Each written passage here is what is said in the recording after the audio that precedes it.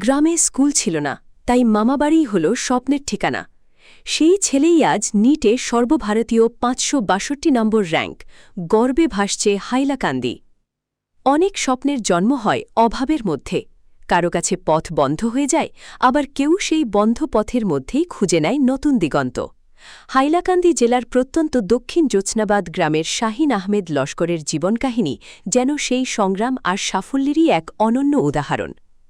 দক্ষিণ জোছনাবাদ গ্রামে প্রাথমিক বিদ্যালয়ের পর আর কোনো শিক্ষা প্রতিষ্ঠান না থাকায় ছোটবেলাতেই কঠিন সিদ্ধান্ত নিতে হয় পরিবারকে। পড়াশোনা যাতে থেমে না যায় সেই আশায় বাবা মুজিবুর রহমান লস্কর ছেলেকে পাঠিয়ে দেন মামাবাড়িতে। আমালা এলাকার ভবানীপুর গ্রামে মামা আতিক আহমেদ বড় ভূঁইয়ার বাড়িতে সবার প্রিয় আতিক সেক্রেটারির স্নেহ আর নানির আদরেই বড় হয়ে ওঠে শাহিন।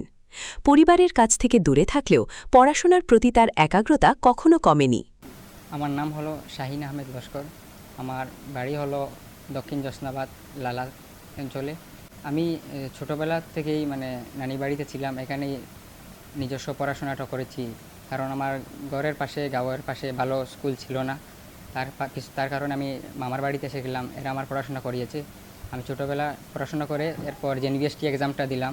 জেনভিএসটি এক্সামে সিলেক্ট হয়ে ক্লাস 6 জেনভিতে চলে গেলাম। তারপর এখান থেকে আমি ক্লাস 10 পাস করলাম 91.8%-এর সাথে। এরপরে আমি আমার এইম ছিল যে আমি ডক্টর বনবো। আমার গ্র্যান্ডফাদার, আমার মামা, সবার এইম ছিল যে আমি গাঁয়ের মধ্যে একজন ডাক্তার বনে, কারণ আমাদের এই সিরিজে কেউ ডক্টর নেই। এই আশা লইয়া আমি সুপার 40 এই ইনস্টিটিউশনের নামটা পেলাম। সেখানে আমার মামা অ্যাডমিশন করাই দিল আমাকে। সেখানে আমি ক্লাস 11 আর 12 মরকজের আন্ডারে করলাম। আর সেখানে এইচএসের আমার পার্সেন্টেজ ছিল 92.2। এরপরে ফার্স্ট অ্যাটেম্পটে এই সাথে সাথে আমার এই 11-12-এর সাথে আমার ইন্টিগ্রেটেড নিটের কোচিংও চলছে। এই সাথে আমি ফার্স্ট অ্যাটেম্পটে আমার নিট দিলাম।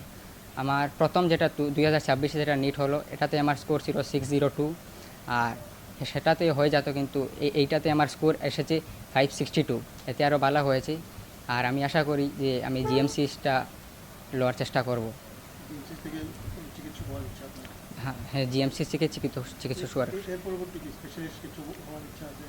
এরপরে আমার ডক্টরে আমি প্রথম তো আমার গাঁয়ের উন্নত করতে চাই। গাঁওতে আমার গাঁয়ের অবস্থা অত ভালো নয়, এডুকেশন লাইনও, স্বাস্থ্যের লাইনেও ভালো নয়, আর স্টুডেন্টরাও এডুকেশন লাইনেই অত আগ্রহ নয়। ম্যাক্সিমাম ছেলেরা বিদেশে চলে যায় এখানে সেখানে। তো আমি চাই মানুষকে একটা এক্সাম্পল সেট করতে চাই যে আমি নিজে পেরেছি, যে সবাই এরকম পারবে।